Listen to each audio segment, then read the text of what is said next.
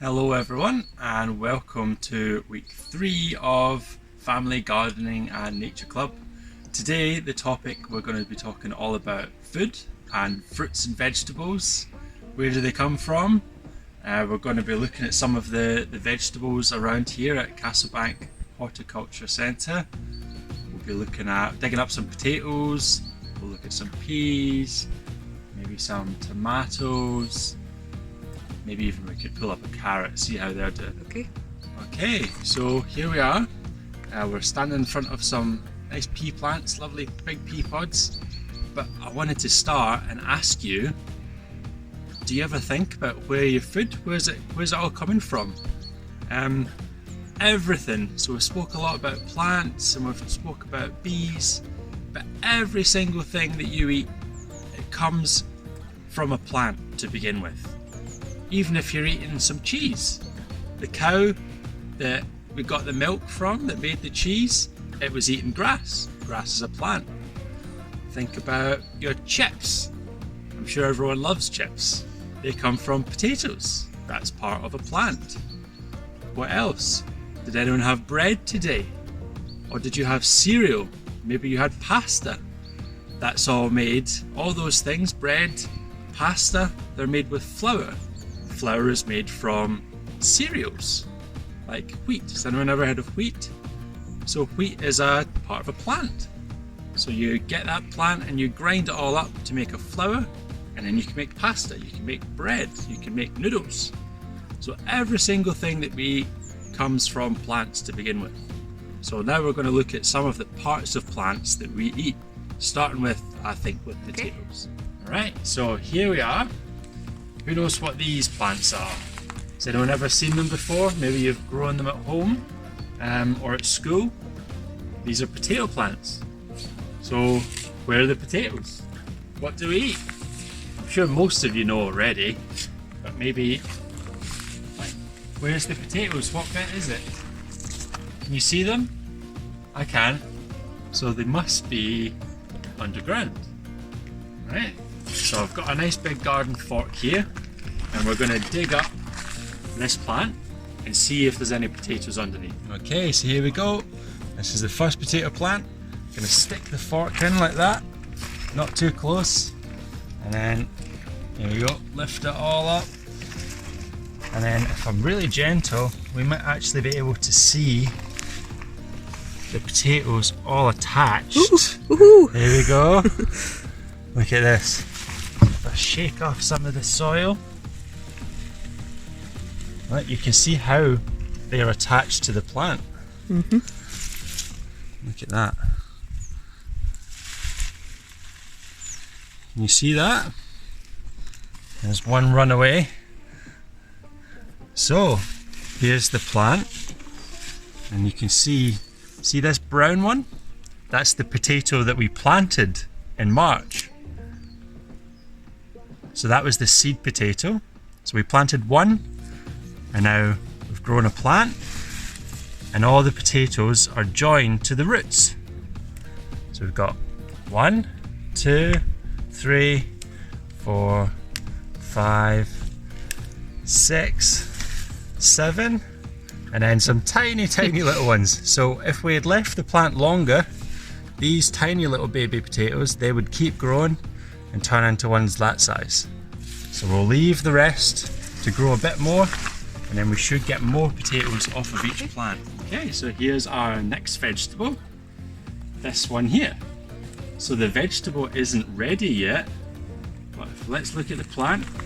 So the roots are underneath, they're in the ground getting all the water and all the food, and then here we've got the stems and the big leaves, but it's not these bits that we eat on this plant, because these are broccoli plants.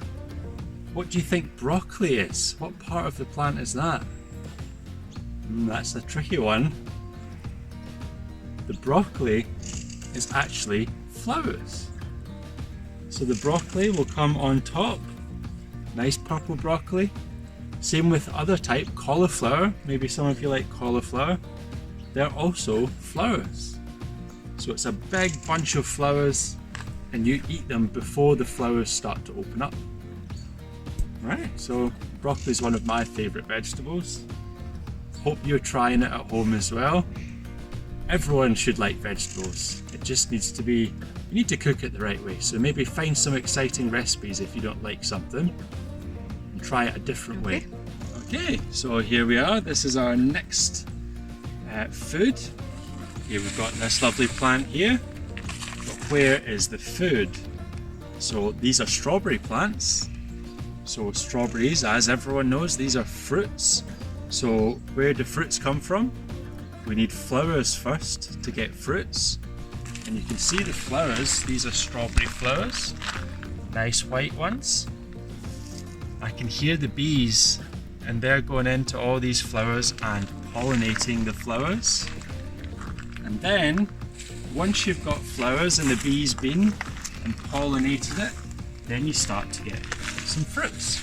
If you look in here, can you see these? These are strawberries. So they start really small and green, and then they're white, and then as they start to ripen they turn red. Here's a nice one there. Nice red strawberry. So yeah, really important that we have bees, because if the bees weren't here to pollinate these white flowers, we wouldn't get any strawberries. And that goes for lots of different types of fruits, like apples, peaches, pears, raspberries, strawberries, blueberries. We need the bees to pollinate first. Okay, here's our next vegetable. These are really exciting, I really love these. These are, where's the vegetable again? Can you see it? You recognize anything here?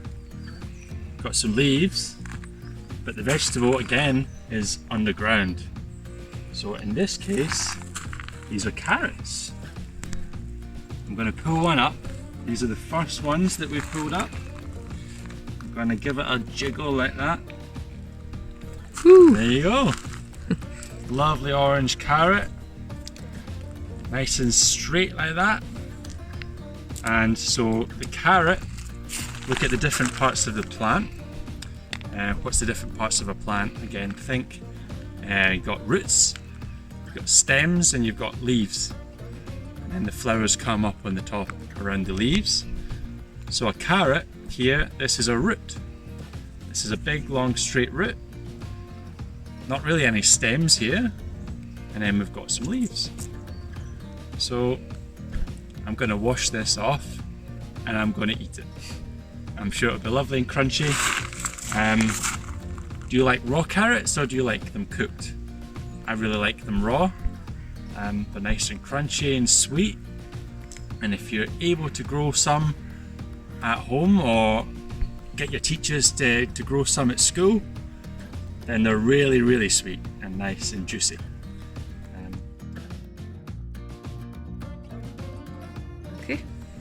Okay, here we are again. We're inside this time, so it's a little bit warmer than outside. And these plants are tomato plants. Smells really good.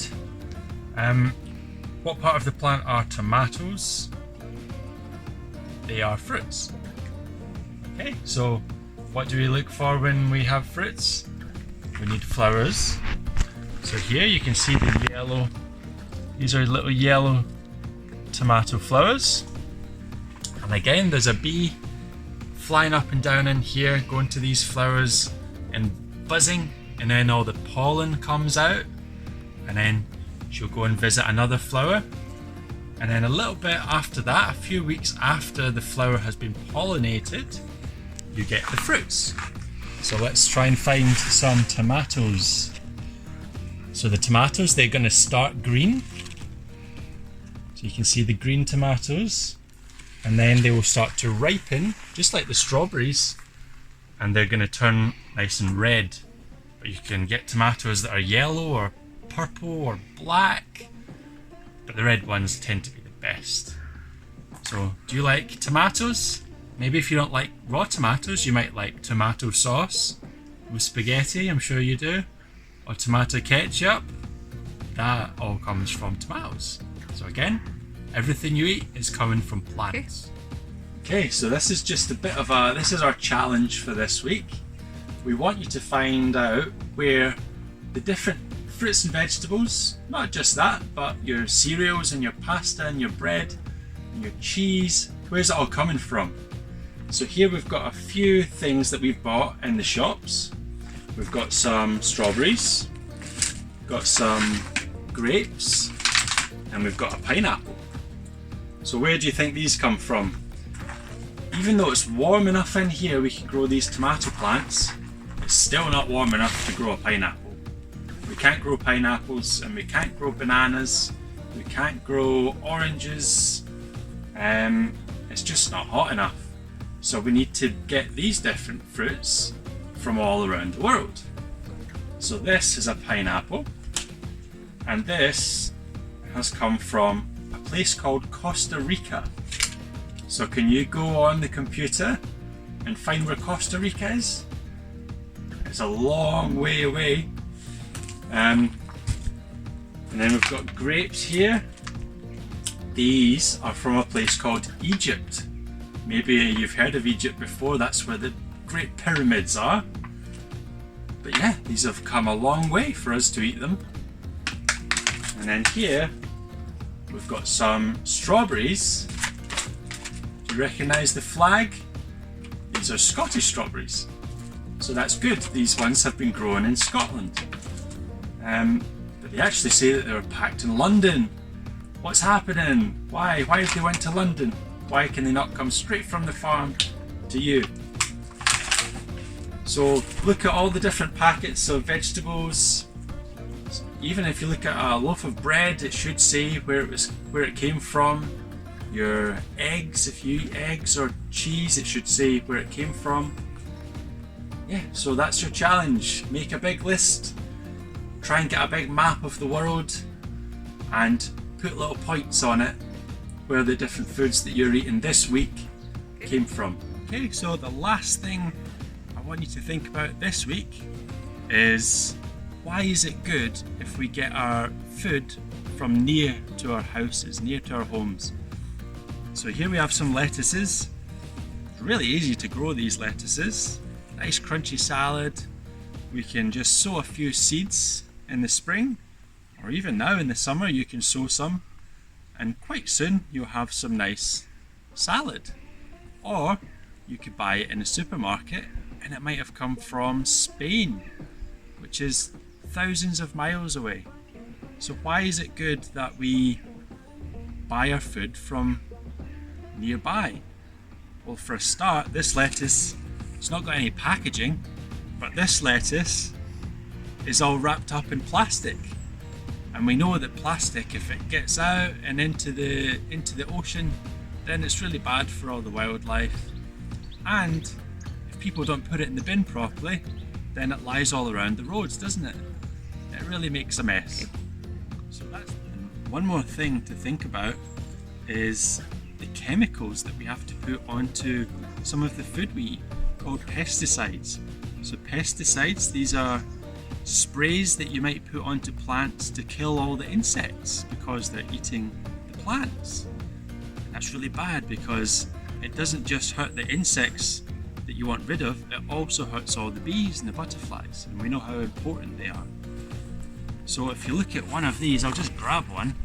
This is a really good lettuce, but some of the leaves have holes in them. So these leaves, these have been eaten by hungry insects. They want something to eat.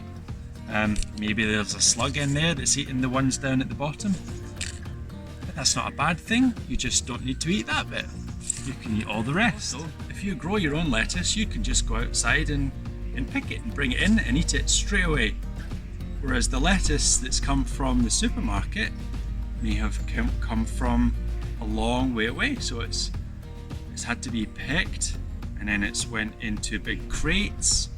It's had to go in a big truck and drive miles and miles, and then it's maybe went into another truck and went a long way, and then it's had to be put into a plastic wrapper, and then it's went to the supermarket, and then you had to go to the supermarket and buy it.